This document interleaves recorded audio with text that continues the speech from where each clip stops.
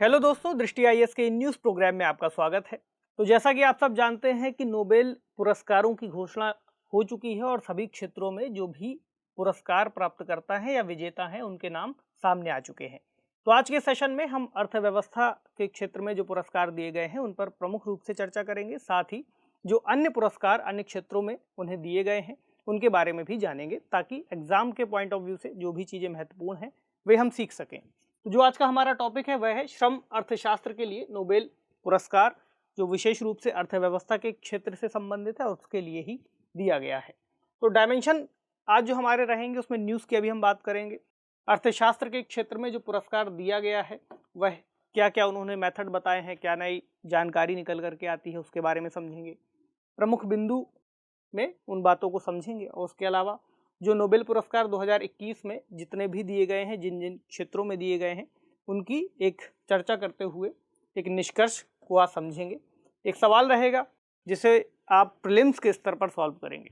तो चूंकि यह विषय अपने आप में तथ्यों को समेटता है और बहुत सारी बातें इसमें निकल करके सामने आती हैं जो मुख्यतः प्रीलिम्स एग्ज़ाम में, यानी ऐसा एग्ज़ाम जिसमें स्टेटमेंट के तौर पर ऐसे जो प्रमुख बातें हैं उनको लिख दिया जाता है। इसके अलावा जीएस पेपर 2 और जीएस पेपर 3 के अंतर्गत भी इनकी जो अवधारणा है आप उन्हें अपने आंसर में यूज़ कर सकते हैं कि अगर जलवायु परिवर्तन पर कोई बात निकल करके सामने आई तो आप उसे बता सकते हैं कि इस साल के जो नोबेल पुरस्कार विजेता है उन्होंने ऐसी बात कही है, उन्होंने ऐसी बात कही है। इससे आपके उत्तर में एक वजन आता है और साथ ही वह बात भी प्रमाणित होती हुई दिखाई देती है। तो जो न्यूज़ है वह है top prize for labour economics, यानी लेबर इकोनॉमी यानी श्रम अर्थव्यवस्था से संबंधित जो कुछ बातें हैं वे इसमें बताई गई हैं। तो सबसे पहले हम समझते हैं कि किसे किसे पुरस्कार दिया गया है और क्या चीज़ें हैं। तो अर्थशास्त्र के क्षेत्र में ये पुरस्कार दिया गया है।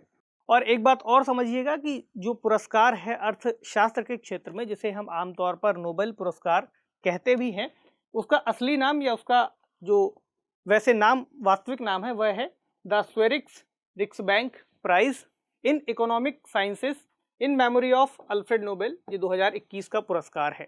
यानी स्वेरियस रिक्सबैंक पुरस्कार के नाम से भी इस पुरस्कार को जाना जाता है और इसकी स्थापना रिक्सबैंक, जो कि स्वीडन का एक केंद्रीय बैंक है, उसके जरिए की गई है। तो अल्फ्रेड नोबेल की याद में इस पुरस्कार को स्थापित किया गया था, जिसके बाद अर्थव्यवस्था के क्षेत्र में यानी अर्थशास्त्र या आर्थिक विज्ञान के क्षेत्र में इस पुरस्कार को दिया जाता है। यह जो पुरस्कार है 2021 का, यह दिया गया है mister David card, Joshua Angrist और गुइडो डब्ल्यू इम्बेंस को। इसमें विशेष बात यह है जानने वाली कि इस पुरस्कार को ये दो लोग जो हैं इनके बीच में और मिस्टर डेविड कार्ड के बीच में आधा आधा साझा किया जाएगा। यानी आधा पुरस्कार डेविड कार्ड जी को दिया जाएगा और बाकी आधे में से इन दो लोगों को यानी जोसुआ और गुइडो जी को दिया जाएगा।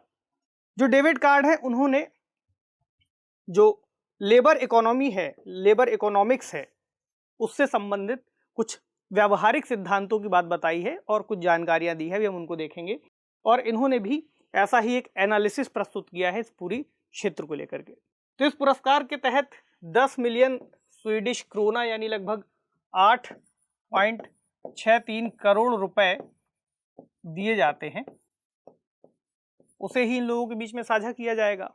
ठीक है, क्या जो पुरस्कार है उसके बारे में अगर हम कुछ और बात समझें, उसको कुछ जो एक अंतर है इस पुरस्कार और अन्य पुरस्कारों के बीच में उसको भी जानना जरूरी है। यानी जो स्वेरियस रिक्सबैंक पुरस्कार है, इसको स्वीडन के केंद्रीय बैंक, जिसे स्वेरियस रिक्सबैंक कहते हैं, इसके जरिए, इसके ही अनुदान के तहत स्थापित किया गया है अल्फ्रेड नोबेल की याद में। और इसकी स्थापना 1968 में की गई है, ये एक समझने वाली बात है। जबकि अन्य जो पुरस्कार हैं उनको 1901 में शुरू किया गया था। बाकी के नोबेल पुरस्कार अल्फ्रेड नोबेल की जो संपत्ति थी, वसीयत थी, उसके आधार पर इनको दिया जाना शुरू किया गया। तो 1901 में जो पुरस्कार है फिजिक्स, केमिस्ट्री, मेडिसिन और लिटरेचर के क्षेत्र में दिए गए थे। और साथ ही जो एक अन्य पीस पुरस्कार भी दिया जाता है वह भी दिया गया था। लेकिन जो अर्थव्यवस्था के, अर्थशास्त्र के क्षेत्र में पुरस्कार है उसकी स्थापना 1968 में की गई थी और 1969 में उसका पहला पुरस्कार दिया गया था। यानी आर्थिक विज्ञान में किए गए विशेष योगदान के लिए। ये जो पुरस्कार है यह दिया जाता है royal Swedish academy of sciences की तरफ से और इसको स्टॉकहोम में दिया जाता है। बाकी के जो पुरस्कार हैं केवल नोबेल शांति पुरस्कार छोड़ करके वो सब भी स्टॉकहोम में दिए जाते हैं। और जो नोबेल पीस प्राइज है यानी शांति पुरस्कार है उसे ओस्लो शहर में दिया जाता है, इस बात को याद रखिएगा। ओस्लो नॉर्वे का एक शहर है, ठीक है। जो पहली बार ये पुरस्कार दिया गया था रैगनर फ्रिश और जॉन टिम्बेर्गन को, यह बात याद रखिए। चलिए आगे देखते हैं। अभी इन्होंने जो अर्थव्यवस्था वाले जो पुरस्कार हैं उसमें उन्होंने कुछ थ्योरी दी है। जैसे उन्होंने श्रम बाजार में नेचुरल एक्सपेरिमेंट्स यानी व्यावहारिक रूप से क्या क्या चीजें वहां पर महत्वपूर्ण हो सकती हैं उस पर विश्लेषण करके देखा हुआ है। इसमें विशेष रूप से आप्रवासन यानी माइग्रेशन का वेतन और रोजगार पर क्या प्रभाव पड़ रहा है, उससे ये कितना प्रभावित होते हैं उसको देखा है। इसके अलावा जो न्यूनतम मजदूरी दी जाती है मिनिमम वेजेस, उसको बढ़ाने से रोजगार के स्तर पर उसका क्या प्रभाव पड़ेगा, इसको इन्होंने एनालाइज किया है। एक आम अवधारणा है खास तौर से अर्थशास्त्रियों के बीच में कि न्यूनतम वेतन को बढ़ाने से रोजगार के स्तर पर गिरावट आती है। यानी यदि किसी देश में न्यूनतम वेतन को बढ़ा दिया जाए तो जो रोजगार प्रदाता है वह कम लोगों को लेना पसंद करेगा, क्योंकि उसको न्यूनतम रूप से एक निश्चित रकम देनी पड़ेगी, ज़्यादा खर्च करना पड़ेगा। तो ऐसी मान्यता थी अब तक कि यदि हम न्यूनतम वेतन को कोई देश बढ़ाता है तो वहाँ पर रोजगार की जो स्थितियाँ हैं, रोजगार के मामले हैं, उसमें गिरावट देखी जाती है। तो इसको ही इन्होंने एक तरीके से एक्सपेरिमेंट के जरिए एनालाइज किया है और इस बात पर इन्होंने बात कही है कि जरूरी नहीं है कि हर परिस्थिति में न्यूनतम वेतन बढ़ाने पर रोजगार में गिरावट ही आएगी। इस आधार पर बहुत सारे उन्होंने निष्कर्ष पेश किए हैं और स्टडी की थी यूएस के संदर्भ में, तो वो कुछ बातें निकल करके आई थी। इसके अलावा स्कूली शिक्षा में इन्होंने निवेश की बात की थी। यानी स्कूली शिक्षा में अगर निवेश किया जाए तो उसका आने वाले समय में उत्पादकता पर क्या प्रभाव पड़ता है, इसको इन्होंने यहाँ पर दिखाया हुआ है। कुछ उसका क्या आपस में संबंध है उसको देखा गया। इन्होंने बताया कि यदि किसी व्यक्ति को, एक रिसर्च आई थी, डेटा उन्होंने एनालाइज किया था 1991 का, उसके आधार पर उन्होंने कहा कि यदि किसी व्यक्ति को 12 साल तक लगातार शिक्षा दी जाती है तो उसकी जो आय है उसमें लगभग 12% की वृद्धि होती है। वहीं यदि यह शिक्षा 16 वर्ष तक दे दी जाए तो उसकी आय में लगभग 65% की वृद्धि होती है। किसकी तुलना में? उन लोगों की तुलना में जो लगभग 11 वर्ष तक शिक्षा प्राप्त करते हैं। ये एक आंकड़ा इनका निकल करके सामने आया। तो ये जो एनालिसिस पूरा है इसका अगर भारत के संदर्भ में हम इसको जोड़कर समझें तो जो लेबर वाली बात है कि मिनिमम वेतन वाली बात है, उन दोनों चीज़ों का भारत से स्पष्ट रूप से जुड़ाव हमें दिखाई पड़ता है। कैसे?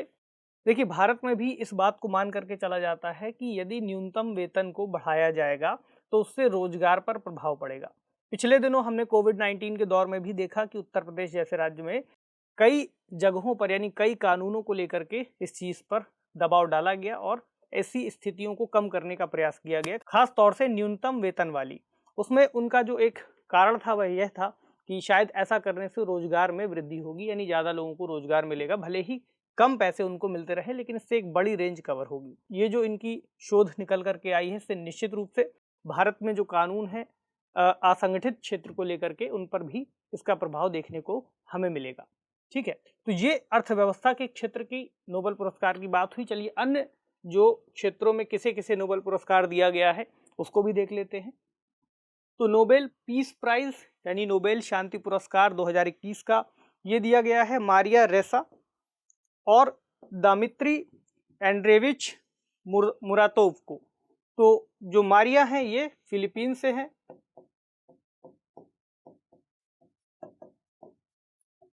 और दामित्री रूस से हैं। ये दोनों लोग पत्रकार हैं, पत्रकारिता के क्षेत्र में दिया गया है और खास तौर से अभिव्यक्ति की स्वतंत्रता को बनाए रखने में इन लोगों ने जो विशेष रूप से योगदान दिया है उसको देखते हुए यह पुरस्कार इन्हें दिया गया है। खास तौर से इन देशों में, रूस में, फिलीपींस में जो सरकारें हैं, सरकारों का क्या फैक्ट बेस्ड योगदान है, करप्शन कितना है, उन सभी चीज़ों को उजागर करने के लिए इनको विशेष रूप से सम्मानित किया गया है। आगे अगले हैं अब्दुल रजाक गुरना। अब्दुल रजाक जी को साहित्य के क्षेत्र में नोबेल पुरस्कार दिया गया है और इनके जो कृतियां हैं, इन्होंने कई सारी पुस्तकों की रचना की है। विशेष रूप से इस बार जो दिया गया है उसमें उपनिवेशवाद के बाद का विश्व और खास तौर से विश्व में संस्कृति और महाद्वीपों के बीच में जो शरणार्थियों की स्थिति है उसको ध्यान में रखते हुए यह पुरस्कार इन्हें दिया गया है। तो इस तरह से उन्होंने कुछ रचनाएं की थी।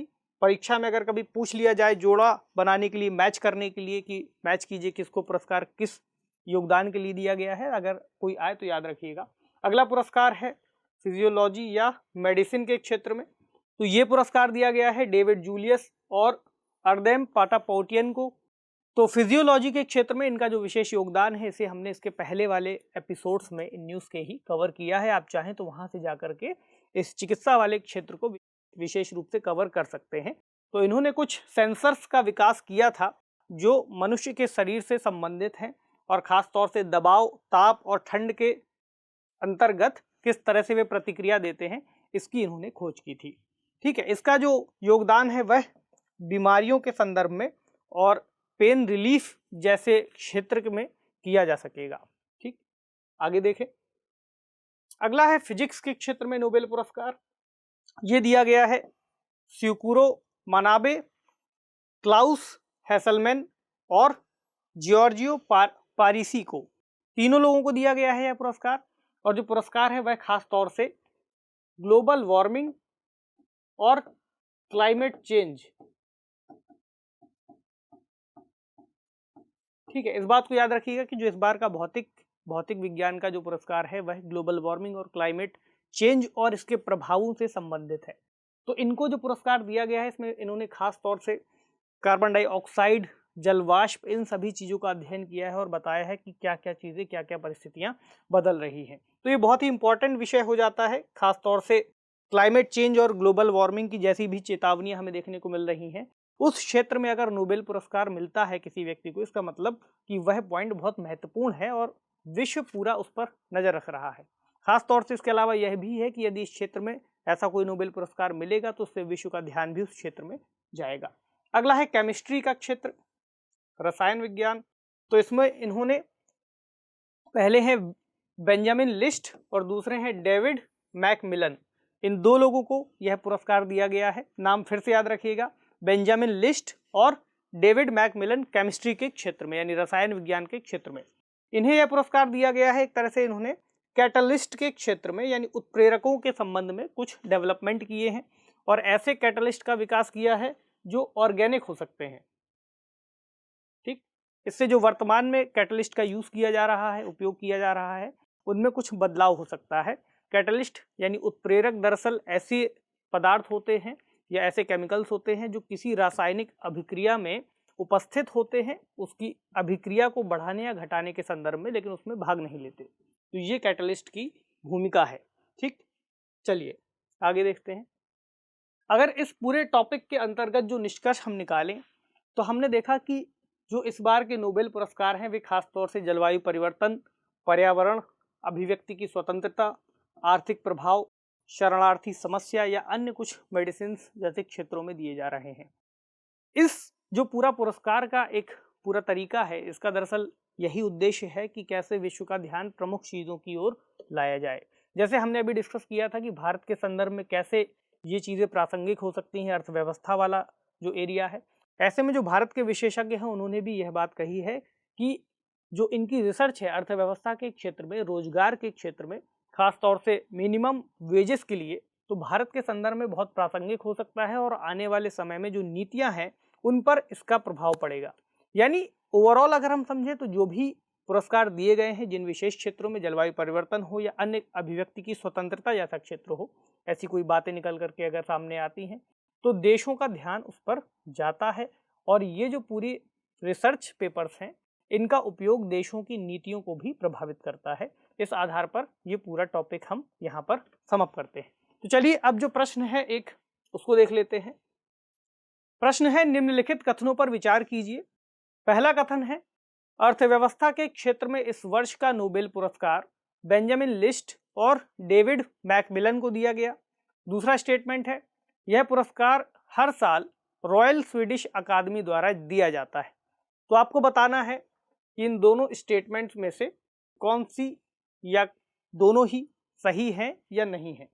आपको बताना है कौन से कथन सही है, केवल एक, केवल दो, एक और दो, दोनों, या फिर ना तो एक और ना ही दो। तो कमेंट सेक्शन में आज के डिस्कशन के आधार पर इसका जवाब जरूर दीजिएगा। आज के सेशन में इतना ही। आपसे मिलेंगे अगले सेशन में किसी अन्य महत्वपूर्ण विषय के साथ। तब तक पढ़ते रहिए, सेफ रहिए। शुक्रिया।